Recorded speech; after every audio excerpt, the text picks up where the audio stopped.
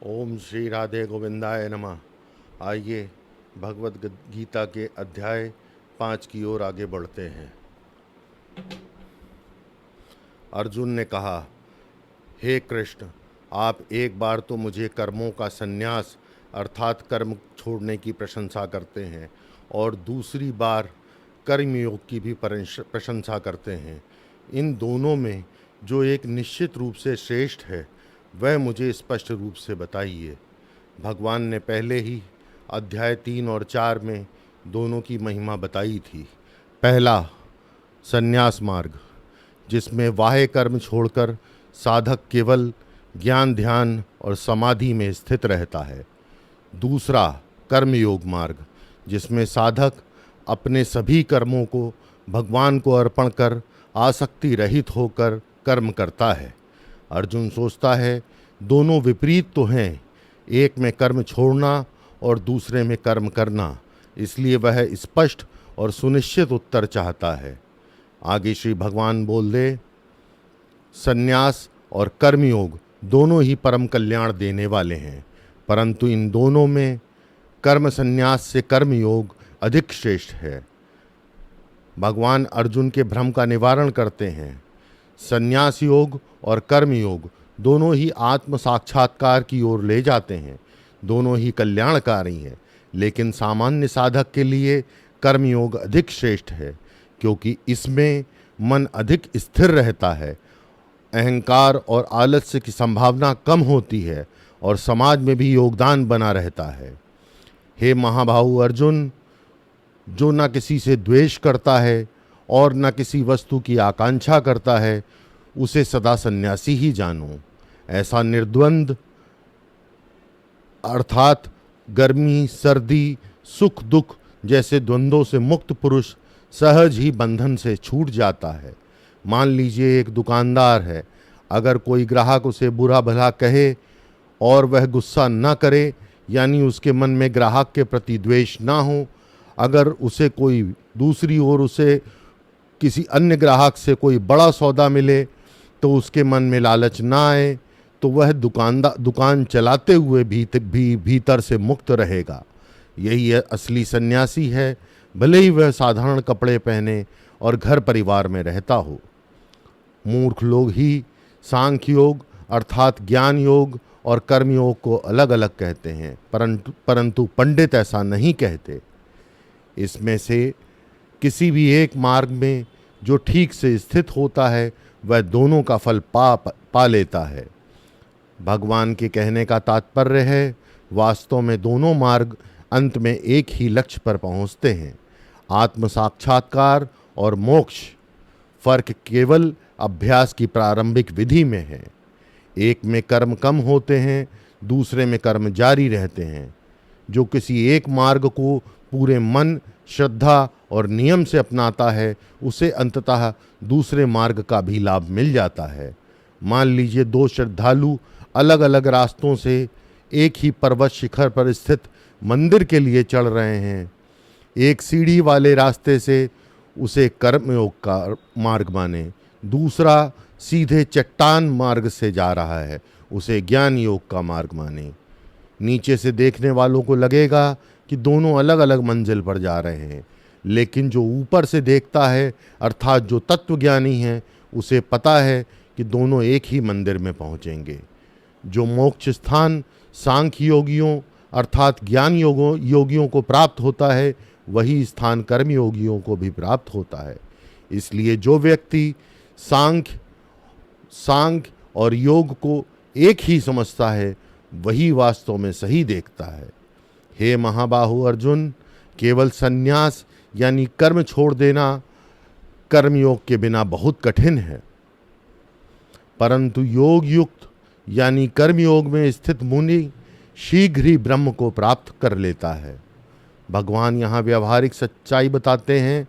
केवल संन्यास यानी कर्म का त्याग कर देना, परंतु मन को भगवान में स्थिर न करना, यह मार्ग बहुत कठिन है, क्योंकि मन खाली बैठने पर भटकने लगता है, पुरानी वासनाएं सताने लगती हैं और साधक निराश हो जाता है।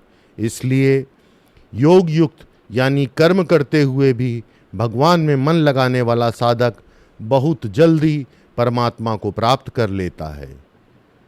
योग में स्थित पूर्ण रूप से शुद्ध चित्त वाला, जिसने मन को वश में कर दिया है और इंद्रियों को जीता है, जो सब प्राणियों के आत्मा में अपनी आत्मा को ही देखता है, वह कर्म करता हुआ भी पाप से नहीं लिप्त होता। एक सच्चा चिकित्सक रोगी का इलाज करते समय यह नहीं सोचता कि रोगी अमीर है या गरीब, परिचित है या अनजान, वह सभी में एक सा मन लगाकर सेवा करता है।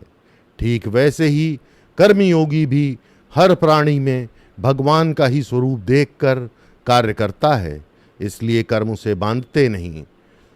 तत्वज्ञानी योगी यह जानकर कि मैं कुछ नहीं कर रहा, देखते, सुनते, छूते, सूंघते, खाते, चलते, सोते, सांस लेते, बोलते, छोड़ते, लेते, आँख खोलते और बंद करते हुए भी मन में यह निश्चय करता है कि इंद्रियां ही इंद्रियों के विषय में लगी हैं, मैं अर्थात आत्मा नहीं।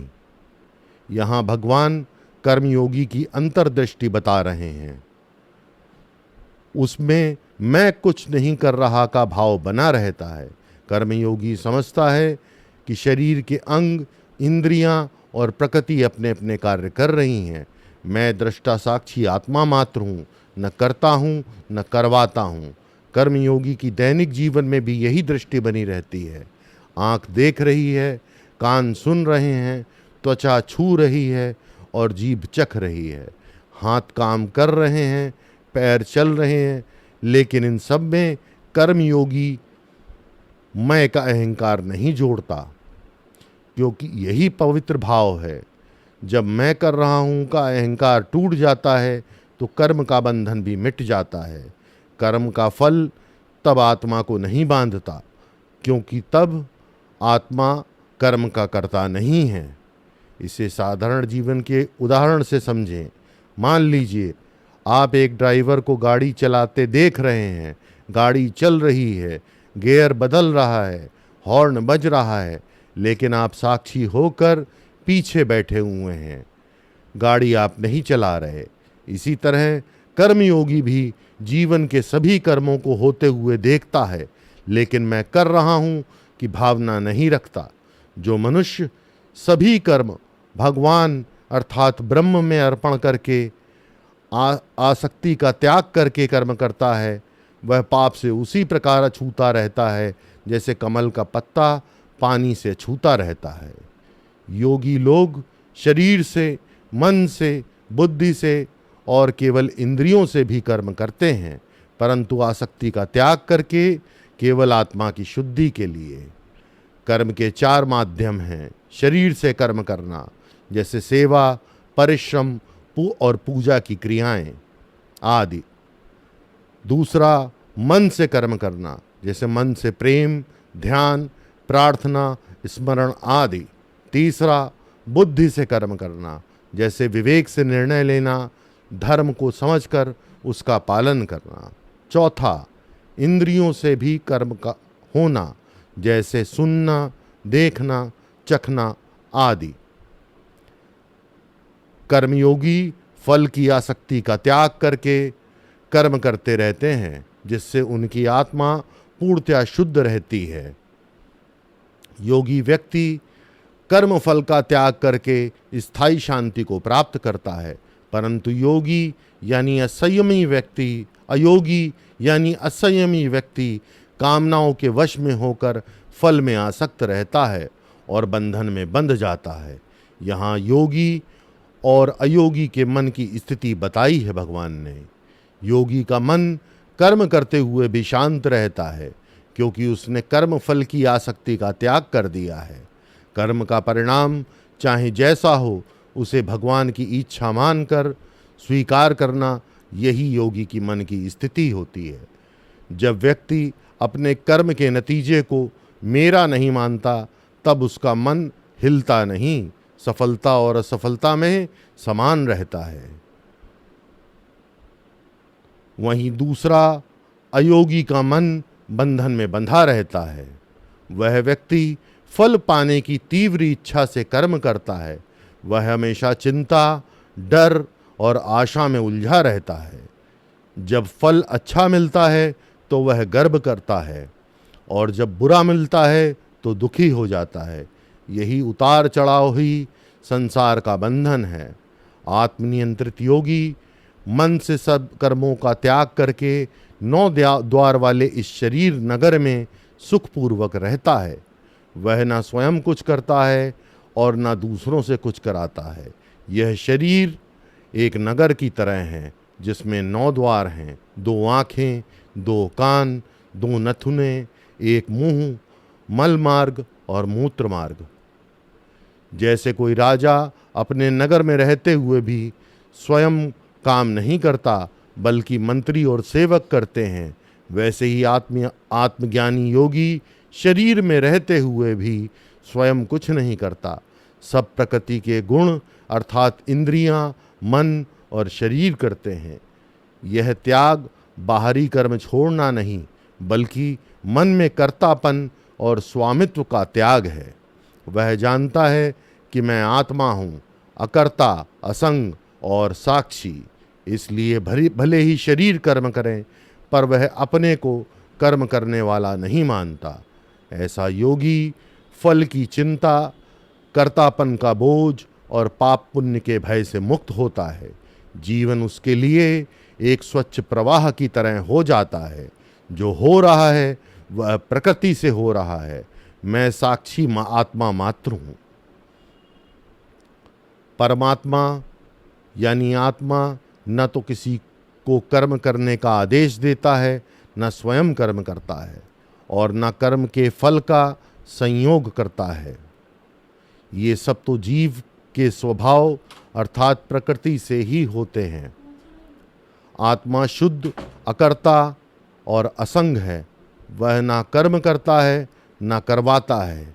कर्म करना और उसका फल मिलना ये सब शरीर, इंद्रिय और मन के स्वभाव से होता है।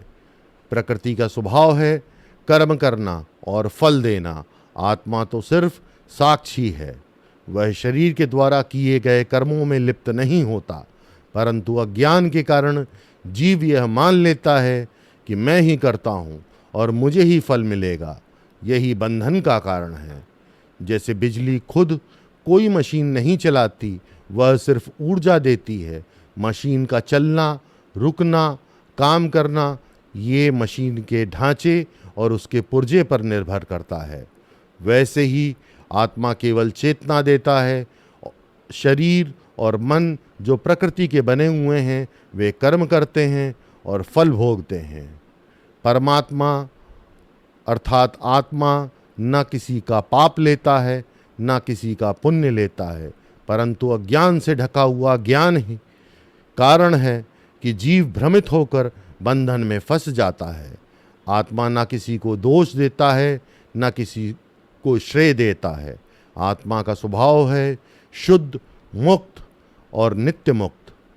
लेकिन जब उस पर अज्ञान का पर्दा पड़ता है तब वह अपने असली स्वरूप को भूलकर अपने को शरीर मान लेता है। इसी भूल से वह मैं पापी हूँ या मैं पुण्यात्मा हूँ जैसी धारणाओं में फंसता है।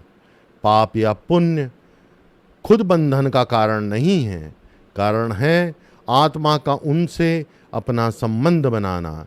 जैसे बादल आकाश को गंदा नहीं करते, वैसे ही पाप पुण्य आत्मा को गंदा नहीं कर सकते। जैसे सूर्य के सामने बादल आ जाए तो भी सूर्य की रोशनी कम लगने लगती है, जबकि वास्तव में तो सूर्य वैसा ही तेजस्वी है। ये सिर्फ देखने में ही ब्रह्म स्वरूप लगता है। वैसे ही आत्मा का ज्ञान अज्ञान से ढक जाने पर वह अपनी शक्ति खो बैठता है और मोह माया में फंस जाता है। जिसके आत्मज्ञान से अज्ञान नष्ट हो गया है, उनका वह ज्ञान सूर्य की तरह परम सत्य को स्पष्ट रूप से प्रकाशित करता है। अज्ञान यानी अपने को शरीर मानना, मन मानना, संसार को स्थायी मानना, परमात्मा से अलग मानना, यह अज्ञानी के लक्षण है। ज्ञानी यानी अपने को शुद्ध, नित्य, सच्चिदानंद आत्मा के रूप में जानना।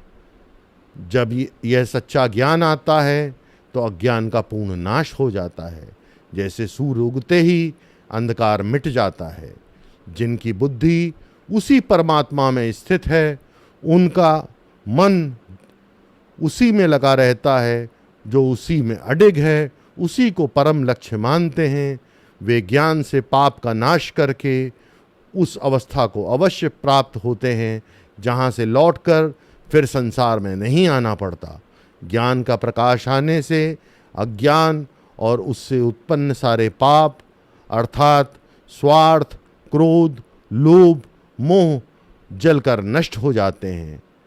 और जब अज्ञान ही ना रहा तो फलस्वरूप पाप भी नहीं रहते।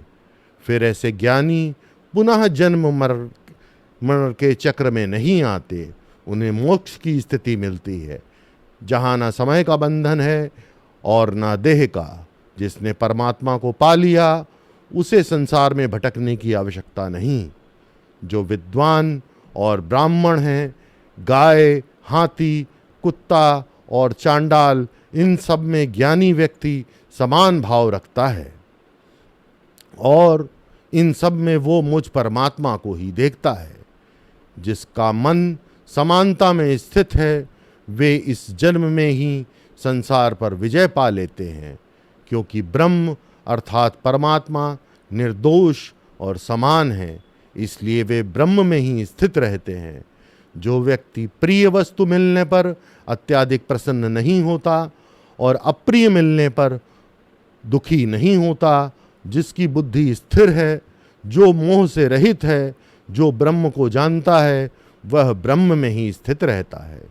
जो व्यक्ति बाहरी इंद्रिय संपर्क में आसक्त नहीं होता और जो सुख आत्मा में पाता है, वह ब्रह्म योग से युक्त होकर अक्षय आनंद अमृत सुख को प्राप्त कर लेता है। हे कौन्तेय, जो भोग, इंद्रिय और बाहरी वस्तुओं के संपर्क से उत्पन्न होते हैं, वे वास्तव में दुख के ही कारण होते हैं, क्योंकि उनका आदि और अंत होता है। बुद्धिमान व्यक्ति उसमें आसक्त नहीं होता। जो मनुष्य इस जीवन में शरीर छूटने से पहले ही काम अर्थात इच्छा और क्रोध से उत्पन्न वेग को सह सकता है, वही आत्म संयमी और वास्तव में सुखी व्यक्ति है। सहने का अर्थ है भीतर उठ रहे भावों को दबाना नहीं, बल्कि उन्हें जीत लेना। जैसे कोई अपमान करे तो तुरंत प्रतिक्रिया देने की बजाय धैर्य से संभालना। सहन करने का मतलब यह नहीं कि मन में दबा कर रखा जाए, बल्कि उस इच्छा या क्रोध की जड़ को समझकर उसे समाप्त करना चाहिए। जब तक शरीर है तब तक इच्छाएं और क्रोध आते रहेंगे, परंतु जो व्यक्ति मरने से पहले ही इन पर विजय पा लेता है, वह जीवित ही मुक्त हो जाता है। मरण के बाद तो शरीर और इंद्रियों के न रहने से इच्छाएं स्वाभाविक रूप से शांत हो जाती हैं, परंतु योगी में तो जीवन रहते ही यह सिद्धि पाना उसका लक्ष्य है। वही सच्चा सुखी है जो व्यक्ति काम व क्रोध दोनों भावों को जीत लेता है। वह भीतर से संतुलित और सुखी होता है। उसका सुख बाहरी वस्तु पर निर्भर नहीं होता।